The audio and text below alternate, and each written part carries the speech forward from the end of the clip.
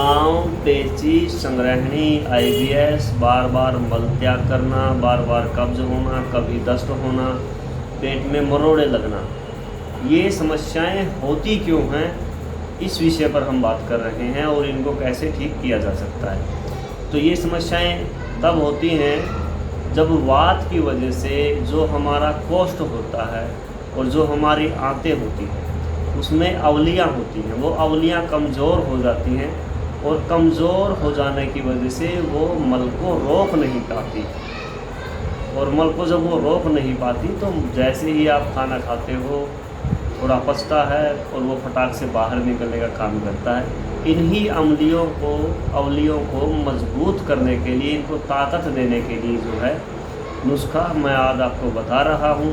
इसको और भी लोगों के साथ साझा करो, क्योंकि ये समस्या बहुत है, ज़्यादा से ज़्यादा लोग इसका लाभ ले सकें, इसके लिए जो आप इसे शेयर करें। ये नुस्खा जो है हमने पहले प्रयोग किया और बहुत ही अच्छे इसके परिणाम हैं, इतने ज़बरदस्त परिणाम हैं कि पहली खुराक में ही आराम होना शुरू हो जाता है। तो ये काम करेगा आईबीएस, संग्रहणी, आंव, पेचिश, बार बार मल त्याग करना, या कभी कब्ज होना, कभी दस्त होना, पेट में मरोड़े होना, मरोड़ों के साथ दस्त होना, कभी दस्त पतला होना, कभी कड़ा होना, टाइट होना, कभी उसके अंदर सफ़ेद वीर्य के जैसा कोई तत्व आना, कफ के जैसा कोई तत्व आना, और कभी बहुत सूखा होना, कभी बहुत पतला होना और पतले के साथ उसमें झाग से उत्पन्न होना, बार बार खाना, बार बार मल त्याग के लिए जाना, इन सभी चीज़ों में जो है ये नुस्खा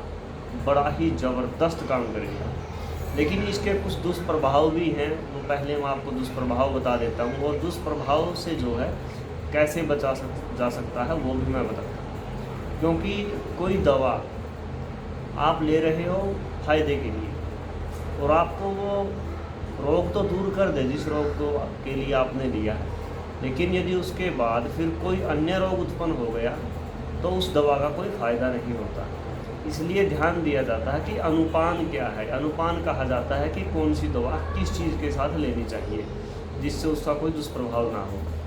तो ये जो दवा है जो मैं आज आपको बताऊंगा, इसका बस एक ही दुष्प्रभाव है, वो ये है कि ये ग्राह्य है, और जो ग्राह्य होता है वो ग्रहण ज़्यादा से ज़्यादा करता है, यानी ज़्यादा से ज़्यादा पचाने का काम करता है। और ये जो है क्या करेगा, अगर आप इसका ज़्यादा सेवन करोगे तो ये पेशाब की मात्रा को कम कर देगा। यदि पेशाब की मात्रा कम हुई तो आपको महसूस होगा कि आपका पेशाब अटकना शुरू हो गया है, और कम पेशाब आएगा तो खून में से जो गंदगी साफ होनी चाहिए वो पूरी नहीं होगी। अन्य कोई इसका दुष्प्रभाव नहीं है।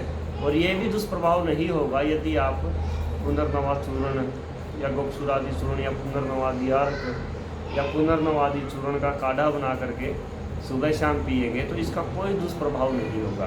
तो ये दवा क्या हम आपको बता दें। एक आता है किसी भी मेडिकल स्टोर से या पंसारी से या पतंजलि के स्टोर से, वैद्यनाथ के स्टोर से, कोई आयुर्वेदिक वैद्य हो आपके पास, उनसे आप ले आओ अगस्ती सूतराज रस।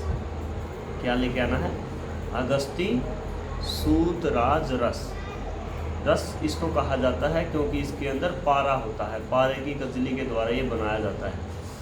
ये कोई लिक्विड नहीं है, छोटी छोटी गोलियां आएंगी इसकी, और 100% आयुर्वेदिक है ये। उसकी एक गोली सुबह, एक गोली दोपहर में और एक गोली शाम को। लेनी कैसे है? 1/4 चम्मच त्रिकटु और थोड़ा लगभग आधी चम्मच शहद और एक इसकी गोली, तीनों को जो है मिक्स करके और इसको जो ले लो, और ऊपर से थोड़ा बहुत अगर आप लो तो पानी ले सकते हो। ठीक है, ये तीनों टाइम लेना है। पहले दिन ही आपको इसका रिजल्ट मिलेगा। इसके बाद आपको 20-20 ml सुबह, शाम, दोपहर को तीनों टाइम 20 से 40 ml तक, या तो बेल का चूर्ण अगर आपको मिल जाए, बेल का चूर्ण नहीं, बेल का रस या फिर बेल का आसो भी आता है वो ले लो, या फिर मकोई अर्क आता है, मकोई अर्क की जो आप 20 से 40 ml सुबह, शाम और दोपहर तीनों टाइम लो। और सुबह और दोपहर में जो आप काफ़ी पतले बना करके लस्सी पीनी है, छाछ, और छाछ के अंदर आप जो है हिंगवास्टिक चूर्ण या लवण भास्कर चूर्ण जो है इसमें मिक्स कर दो अपने स्वाद के अनुसार, ये खाओ, ज़बरदस्त रिजल्ट आएगा। IBS, संग्रहणी, आंव, पेचिश, पेट में उखारा होना, मरोड़ी होना, बार बार मलत्याग करना और पेशाब अटकना उसमें भी, और साथ में जो है यदि पथरी का किसी को दर्द हो जाए तो ये दवा अगर आप उसको दे दोगे तो एलोपैथी दवा की दवा से जल्दी जो है पथरी के दर्द को ये ठीक करती है।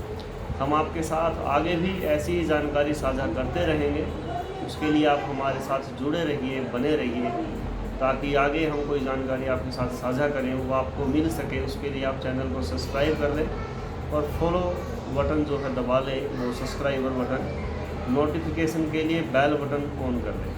इन्हीं शब्दों के साथ नमस्कार, वंदे मातरम, जय सिया राम, जय गो।